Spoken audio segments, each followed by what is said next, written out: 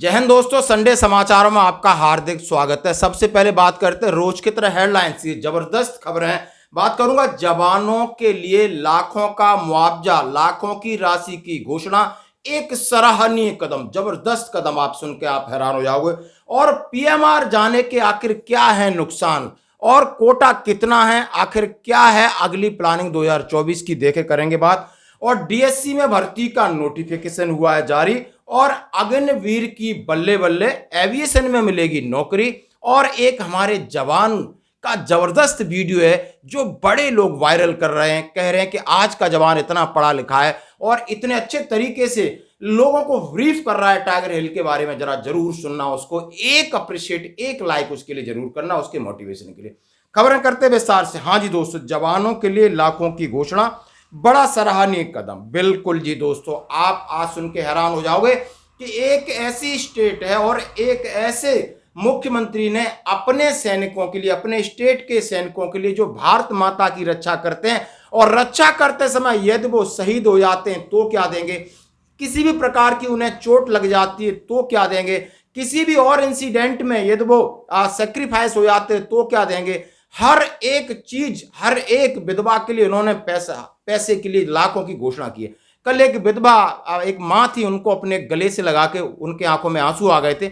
उन्होंने कहा था जब कारगिल ऑपरेशन हुआ था तब भी मैंने फंडिंग की थी, और ये मेरा सौभाग्य है कि सैनिकों को हर साल में 9 करोड़ रुपए फंड अलॉट करता हूं। वो बोझ नहीं है, वो हमारी एक वीरता का, जो वीर है उनके लिए प्रतीक है, उनके लिए सम्मान है। दोस्तों क्या क्या घोषणा की अमृतसर में उन्होंने घोषणा की, यदि कोई सैनिक शहीद हो जाता है तो 50 लाख की जगह 1 लाख रुपए पंजाबी सैनिक को दे, 1 करोड़ रुपए देने की घोषणा की। उसके बाद यदि घायल या किसी ऑपरेशन में यदि वो असदगति को प्राप्त हो जाते हैं, दुर्घटना में घायल होते हैं, तो 25 लाख रुपए। हाँ जी, किसी भी इंसिडेंट में गाड़ी पलट गई या कुछ और हो गया, कहीं जा रहे हैं, और यदि किसी ऑपरेशन में 70 से 100% वो घायल होते हैं, तो पहले 20 लाख थे, अब उन्होंने 40 लाख रुपए कर दिए इसके लिए। और एक जवान है जो 50 से 70% तक घायल है, वो 10 लाख से 20 लाख रुपए कर दिए। और मामूली घायल है, 25 या 50% उसको घायल है, तो 5 से 10 लाख रुपए कर दिए। और विधवाओं के लिए 5,000 दे रहे थे, अब उन्होंने 10,000 रुपए पर मंथ देने का ऐलान किया है। उन्होंने कहा है हमारे पास ऐसे कई विभाग हैं जो जवानों के लिए वॉलंटियर फंड देने के लिए तैयार हैं। आप समझ सकते हो, इसको पहल कहते हैं दोस्तों। यानी जवानों के लिए कोई भी फंडिंग कर सकता है, कोई भी, आज पूरा देश का एक नागरिक भी उन्हें पैसा देने के लिए तैयार है। फिर सरकार इस पे, केंद्रीय जो गवर्नमेंट है अपना कदम नहीं उठा पा रही। एक स्टेट गवर्नमेंट पंजाब और वहां के मुख्यमंत्री भगवंत मान को मैं सैल्यूट करता हूं कि उन्होंने उनके लिए इतना कहा। उन्होंने बोला हर विषम परिस्थितियों में वो हमारे साथ काम करते। जवानों का दर्द दिल से कही, उनकी आंखों में आंसू थे। उन्होंने कहा कोई भी लड़ाई है, ऑपरेशन है, जवान हमारे लिए, हम हैं तो जवान है, उसके लिए हम जितना दें उतना कम है। हम उनकी भरपाई कभी कर नहीं सकते और उन जैसा सम्मान मान हम कभी कमा नहीं सकते। खोल के कहा है, जरा थोड़ा सुनिए उनकी बातों को। आगे बढ़ते हैं दोस्तों, पीएमआर कोटा के बारे में जब मैं बात करना चाहूंगा। पीएमआर यानी प्रीमेचर, सभी जानते हैं अब प्रीमेचर की पॉलिसी बदल गई है, और पॉलिसी में बदला हुआ है कि 0.5% आपकी बटालियन की स्ट्रेंथ का 0.5, 1% नहीं, आधा % लोग प्रीमेचर जा सकते हैं। और प्रीमेचर आप एप्लीकेशन दोगे, आपकी रिकॉर्ड में जाएगी, वहां पे जाके आपकी जो वैकेंसी है, एक साल में आपकी 6, 7, 8 जो आपकी स्ट्रेंथ है उसके हिसाब से आप पेंशन। और प्रीमेचर में अब कोई और बदलाव होने की कोई गुंजाइश नहीं है। और साथ ही मैं कह रहा हूं कि हाँ जी दोस्तों, 2024 एक बड़ा साल है। याद रखना, जो भी प्रीमेचर जाते हैं थोड़ा फाइनेंशियल प्लानिंग करके जाना, क्योंकि मैंने कहा है कि जनवरी में 50% आपका डीए हो रहा है। 8वें वेतन का आयोग का गठन न होने से पहले भी, चुनाव से पहले, सरकार किसी भी एक फॉर्मूले पर विचार कर रही है, और वो आपकी जो बेसिक पे है उसमें बड़ा संशोधन, मतलब उसकी बढ़ोतरी होगी।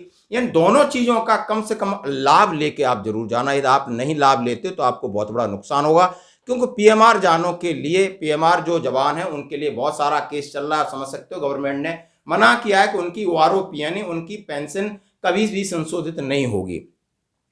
तो इस बात का थोड़ा सा ध्यान रखना है। परेशानी तो है, लेकिन सब कोई समझता है फौज एक ऐसी संस्था है यहाँ मानसिक और शारीरिक परेशानी, इसलिए दृढ़ता की जरूरत है और कठोरता की जरूरत है। हमें इस बारे में सोचना होगा। अगली खबर की तरफ बढ़ते दोस्तों, मैं बात करूंगा डीएससी में भर्ती का एक नोटिफिकेशन निकला है, और आप बीईजी बंगाल इंजीनियरिंग का है, और उन्होंने सीधा लिखा है कि 31 जुलाई तक यहाँ पे रिपोर्ट कर सकते हैं सेंटर में, और 1 अगस्त से भर्ती प्रक्रिया शुरू होगी। और डॉक्यूमेंट के लिए उन्होंने डिस्चार्ज बुक, आई कार्ड और 10 नए फोटो के लिए बोला है। और उन्होंने बोला सोल्जर जीडी के लिए 40 साल उम्र है और क्लर्क के लिए 48 है, टीए वाले भी 46 तक है। करेक्टर की बात की, एग्जाम्पलरी होना चाहिए, वेरी गुड होना चाहिए, और मेडिकल कैटेगरी आपकी से 1 होना चाहिए, और आपके पास रेडेंट्री वाला है तो पूरी सर्विस में 2 से ज़्यादा नहीं, और जो लास्ट 5 ईयर्स में 1 से ज़्यादा नहीं होना चाहिए। ये इसका क्राइटेरिया दोस्तों जो मैंने आपके साथ शेयर किया। अब बात कहते हैं अग्निवीर की। बल्ले बल्ले, हाँ जी, अग्निवीर एक स्पेशल फोर्स टाइप बनती जा रही है। इसका नाम हर जगह लिया जा रहा है, चाहे सरकार हो चाहे विपक्ष हो, अग्निवीर का पीछा कोई नहीं छोड़ रहा। और उसके बारे में पूछा गया था क्या, अब बड़ा इंटरेस्टिंग है, employment of Agniveer in civil aviation sector. क्या अग्निवीर यदि आपके रिटायर्ड होकर 4 साल बाद आएंगे, क्या सिविल एविएशन सेक्टर में उन्हें नौकरी मिलेगी? और इसमें आप हैरान करने वाली बात है, और इसका जवाब दिया है civil aviation doctor general VK Singh साहब ने, जो राज्य मंत्री हैं सिविल एविएशन के, जनरल वीके साहब। और आप समझ सकते हो सेना के अध्यक्ष रह चुके। उनसे पूछा गया क्या इनके लिए नौकरी की व्यवस्था, whether the ministry has drawn any plan of inducting the Agniveer into the various service, whether the government would also impress upon private players like a civil aviation sector to performance of Agniveer. Agniveer को क्या आप वरीयता दोगे आप civil aviation sector में? उन्होंने कहा हाँ जी बिल्कुल, मैं अग्निवीरों को वरीयता दूंगा। उन्होंने कहा विमानन क्षेत्र में अग्निवीरों की भर्तियों के लिए गैर प्रमुख कार्य होते कनिष्ठ सहायक यानी अग्निशामक यानी फायर ब्रिगेड में उन्हें नौकरी मिलेगी, और पीएसए निजी सुरक्षा एजेंसियों के भी उन्होंने नौकरी देने का उनके लिए ऐलान किया है। और इनके लिए उन्होंने कहा है कि मैं रिजर्वेशन रखूंगा और इनकी सुरक्षा कार्यक्रम और गुणवत्ता नियंत्रण कारण के अनुसार की जाएगी। उन्होंने ये लेटर राज्यसभा के अंदर उन्होंने जवाब दिया है कि यानी अग्निवीरों को नौकरी के लिए हर सेक्टर में, प्राइवेट सेक्टर, सरकारी सेक्टर, सब ने आज दरवाजे खोल रखे हैं कि भाई सबको नौकरी देंगे। तो पहले 1-2 बैच की तो बल्ले बल्ले, बाकी आगे क्या होगा वो आप समझ सकते हो। लास्ट में दोस्तों जवान का वीडियो वायरल, एक हवलदार हैं और ये कारगिल की पहाड़ी के पास जो कारगिल स्मारक है वहां पर कारगिल युद्ध के बारे में बता रहे हैं, और वहां पर बड़े बड़े अधिकारी हैं, रिपोर्ट्स हैं, सब सुन रहे हैं। और एक कॉन्फिडेंस देखिए, बताने का तरीका देखिए। इस वीडियो को बहुत सारे हमारे पुराने ब्रिगेडियर साहब हैं, इस कहकर उन्होंने ट्विटर पर डाला कि आज का जवान देखो किस तरीके से पढ़ा लिखा है और किस संयम और शैली से आप पूरी ब्रीफिंग दे रहा है। लगभग 4 से 5 मिनट की ब्रीफिंग है, और जबरदस्त हमारे इस सिख पर्सन है, हवलदार हैं, इनको जरूर एक अप्रिशिएट करिए, लाइक करिए, और इनके वीडियो को सुनिए और आगे जरूर फॉरवर्ड करिए कि जवान अब वो नहीं रहा है। हर जवान हर मोर्चे पर आपको सामने सीना तान के खड़ा है, चाहे किसी भी प्रकार की ब्रीफिंग हो, चाहे किसी प्रकार की परिस्थिति हो। धन्यवाद। लेकर जाएं जहां पर हल्का स्नो गिरा हुआ है। नाम तोलोलिंग टॉप। तोलोलिंग टॉप से बाएं की तरफ बढ़ता हुआ स्पार, जहां पर स्काईलैंड में 2 नुकीली चोटियां दिखाई दे रही हैं। बहने वाली चोटी, नाम टाइगर हिल। टाइगर हिल से बाएं की तरफ बढ़ता हुआ स्पार, जहां पर दूसरी नुकीली चोटी दिखाई दे रही है, नाम राइनो हॉर्न। टाइगर हिल और राइनो हॉर्न के बीच में कुछ एक छोटी छोटी पोस्टें हैं, जैसे India gate, helmet top, Shivling post और रॉकी नोक। वापस राइनो हॉर्न से बाएं की तरफ बढ़ता हुआ स्पार, जहां पर लास्ट स्काईलैंड के ऊपर बर्फ गिरा हुआ दिखाई दे रहा है, नाम 0.4875। 0.4875 को बत्रा टॉप के नाम से भी जाना जाता है, क्योंकि यहाँ पर कैप्टन विक्रम बत्रा का शहादत हुआ था। जिस रास्ते से आप आए हैं, इस रास्ते को नेशनल हाईवे 1 डेल्टा के नाम से जाना जाता है, जो कि लेह को श्रीनगर के साथ जोड़ता है। कारगिल का युद्ध 20 मई 1999 को शुरू हुआ था और 26 जुलाई 1999 को संपन्न हुआ था। इसीलिए हम विजय दिवस हर साल 26 जुलाई को मनाते हैं। घुसपैठ होने का मुख्य कारण ये था कि शिमला समझौते के तहत दोनों देशों की सेना विंटर के दौरान काम्बरफील इलाके में चला जाता था, क्योंकि यहाँ का record temperature -60 degree centigrade record किया गया था। 1998 के विंटर के दौरान जब हमारी सेना LOC को छोड़कर काम्बरफील इलाके में चला गया, तो उस समय पाकिस्तान आर्मी ने धोखे से हमारी पोस्टों के ऊपर कब्जा कर लिया। और जब वापस 1999 के समर के दौरान हमारी सेना LOC पर गया, तो उसने देखा कि पाकिस्तान आर्मी हमारी पोस्टों के ऊपर कब्जा जमाए बैठी थी, और ये एरिया गुमरी से लेकर साउथ ग्लेशियर तुर्तक तक था। तोलोलिंग पहाड़ के ऊपर सबसे पहले 18 ग्रेनेडियर के जवानों द्वारा ऑपरेशन शुरू किया गया, लेकिन अच्छी तरह से पोजीशन बनाकर बैठे हुए घुसपैठियों के प्रभावित फायर के द्वारा यूनिट की मूवमेंट को रोक दिया गया। मूवमेंट केवल खराब मौसम और अंधेरी रात में ही संभव हो सका। कुछ दिनों की लड़ाई के बाद 18 ग्रेनेडियर एक फर्म बेस बनाने में कामयाब हो गया। उसके बाद इस पहाड़ी के ऊपर कब्जा करने के लिए टूर राज राइफल के जवानों द्वारा अलग अलग दिशाओं से हमला किया गया और इस प्रकार 20 मई 1999 से लेकर 13 जून 1999 तक चले संघर्षपूर्ण ऑपरेशन के बाद इस पहाड़ी के ऊपर कब्जा किया, जहां पर हमारी casualty 3 officer, 4 junior commissioned officer और 33 जवान का हुआ था। तोलोलिंग पहाड़ के ऊपर कब्जा हो जाने के बाद इंडियन आर्मी का ध्यान टाइगर हिल पर गया, क्योंकि टाइगर हिल से दुश्मन नेशनल हाईवे को डायरेक्ट शूट करता था, जिससे सेना की कॉन्वॉय और सिविल व्हीकल को आने जाने में परेशानी होती थी। टाइगर हिल पर कब्जा करने के लिए 8 सिख और 18 ग्रेनेडियर को नियुक्त किया गया।